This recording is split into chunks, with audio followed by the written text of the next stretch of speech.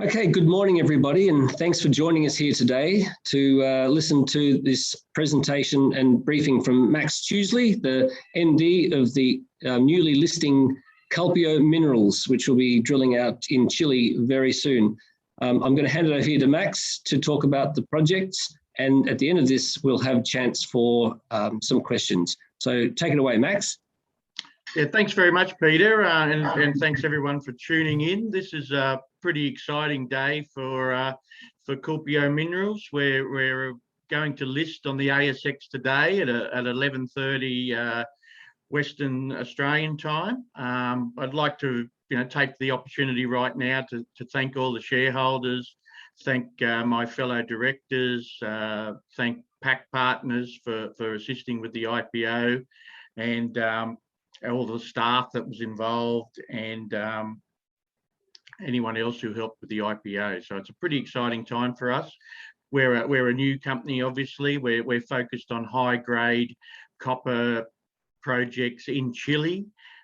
We see a huge opportunity there for a junior company like ourselves to make some pretty interesting discoveries. We've put together quite a package of tenements. Most of the projects are located in the coastal Cordillera of Chile, which is an area of a lot of infrastructure, known copper deposits, and relatively easy to explore given the low altitudes and the lack of population and the lack of vegetation. Our projects are located in the Atacama Desert. Today, I really want to just home in on our maiden drilling program, where we've got a drill rig going to site today. The support machinery is already on site, putting together the drill pads. The name of the project is Las Patacas. It is located just south of the Lundin Mining Candelaria copper project, which is a billion-ton ore body at a 0.65% copper grade with some gold credit. So it's a very significant copper deposit in Chile. As I said, we're located just to the south of Candelaria. We're located on the same geological structure. We've got the same host rocks. So we tick a lot of boxes there when you compare us to Candelaria. The area of Las Patacas has had some previous exploration done on it, and there was quite a lot of significant results come back from that exploration. So we're in the position to follow up those results, as well as undertake some new drilling on some new targets identified by some recent geophysics that we completed. Earlier on in the year, pre-IPO, we completed a large gradient array IP survey and a follow-up dipole-dipole IP survey over quite a large area on the tenement. You'll see that on the map below. You'll see that we've identified quite a large anomaly adjacent to Diego, which is about 400 by 500 meters in dimension. So it's a fairly large anomaly, potential there for, possibly a 200 million ton style copper ore body.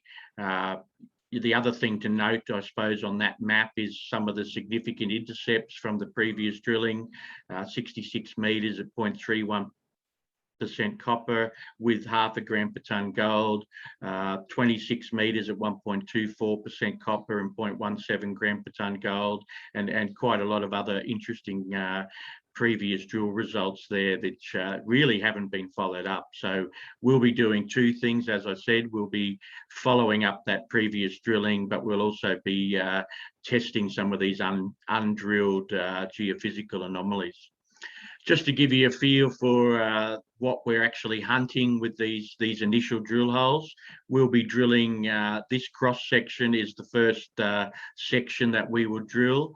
This drilling will be done into that gradient array IP anomaly and also the dipole-dipole anomaly. You'll see that we've got two targets there. We've got a lower deep conductive zone that we will test with the DH2, and we also have a more shallow, lower angle dipping area there to the east, which we will also test with drilling. So we're pretty excited to sort of get this rig on site today. The drilling will be happening immediately, and we should have results coming back in the next 3 to 4 weeks. Hopefully, there doesn't appear to be much of a backlog at the laboratories in Chile, so we should see the results coming back fairly quickly.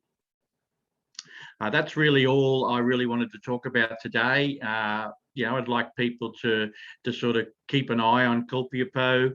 I think we'll be announcing some interesting results shortly, and look forward to everyone's support, and also look forward to getting this information out to the public in the next few weeks. Thanks, Peter.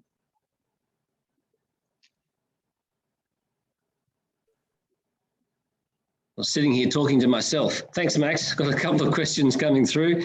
Let's have a look here. Just can you give us, you covered a little bit there, but talk a little bit about the schedule you've got. We've seen some images of the trucks and dozers going out to clear the drilling pads. What's the schedule looking like? Yeah, no, good question, Peter. The support machinery is on site, so we've had the surveyors down onto the site. We've positioned the collars for the drilling. At the moment, we're just upgrading the access roads there. The roads are in pretty good shape, but just putting a grader over the top of those, and the dozer is currently working its way to the first drill pad. As I mentioned, that drill pad should be ready today, and the drill rig will be heading to site today. So a lot of the machinery and drill rigs are coming out of Culpeo City, which is only about 30 kilometres away. So there's no issue there with getting those rigs on site.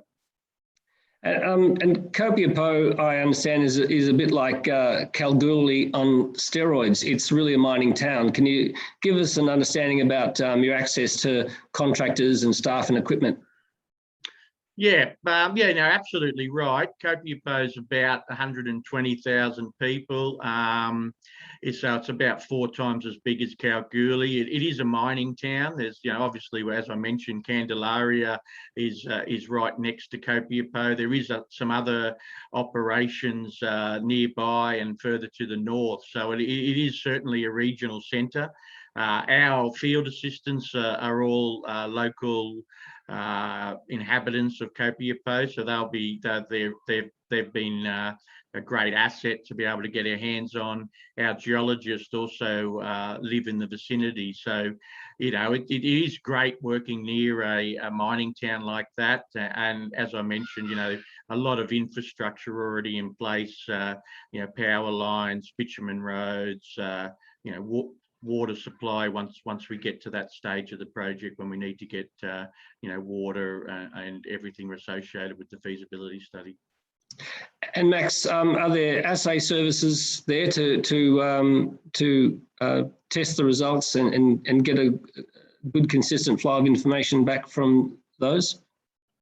Well, we'll be setting up our own core processing facility in Culpeo. So all of the core will be processed and bagged, ready to be dispatched to the assay lab. The assay lab provide a courier service from Culpeo, but the actual main lab for the analysis is actually in Santiago City. But as I mentioned, we don't see a huge backlog at that particular lab at the moment, so we'll be able to get the results turned around pretty quickly. And just when looking at the presentation as you went through it, I was just interested to know what you think about intrusive style deposits for exploration versus porphyry style copper deposits in terms of ease of discovery and IP surveys across those systems. Yeah, look, Chile is obviously very prospective for a number of different styles of copper deposits. There is the large porphyry coppers, there is the IOCGs, which Candelaria is one of those, and there's also the stratigraphically controlled manto style mineralisation. All of them are extremely attractive. We're probably tending to focus on the IOCG style deposits as they are situated in that coastal belt. They are usually higher grade. They may be not as big as the porphyries, but certainly the higher grade and the gold association attracts us to the IOCGs. But in saying that, the manto style can also be quite lucrative. So from a company philosophy point of view, we're certainly focusing on the IOCG and the manto style. Probably a little bit less on the porphyry copper. They tend to be up in the Andes, a little bit more expensive to explore, and probably harder to bring into production. So hence the focus on the IOCGs. And IP survey techniques across this style of mineralisation or in this region. What's your understanding of the track record for the chargeability in this sort of geology to identify potential anomalies? Yeah, well, that's an interesting question. Look, the IP surveys are designed to find sulfide mineralisation. So we believe at our particular project, given those historic high-grade results that the previous explorers returned, we believe that the IP survey was a good starting point for us. Interestingly, no geophysics had actually been undertaken at Patakis, so we saw that as an opportunity. IP is very good at finding sulfides, as I said, and potentially areas where the main mineralisation may not outcrop. It certainly gives you that insight into what might be lurking underneath what it might be recent cover or cover sequence rocks. So it certainly is a very good tool, and it certainly does work in Chile. I think I won't rattle off the number of discoveries, but there has been a significant amount of discoveries made in Chile using IP technology.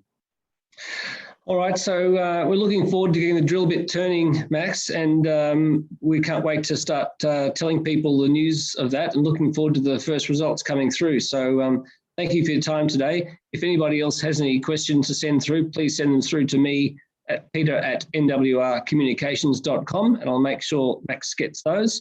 In the meantime, looking forward to the listing today, Max. Yeah, no, thanks very much, Peter, and thanks everyone for tuning in. And I look forward to being able to send out the results very, very shortly of this maiden drilling program. Great, thank you. Thank you.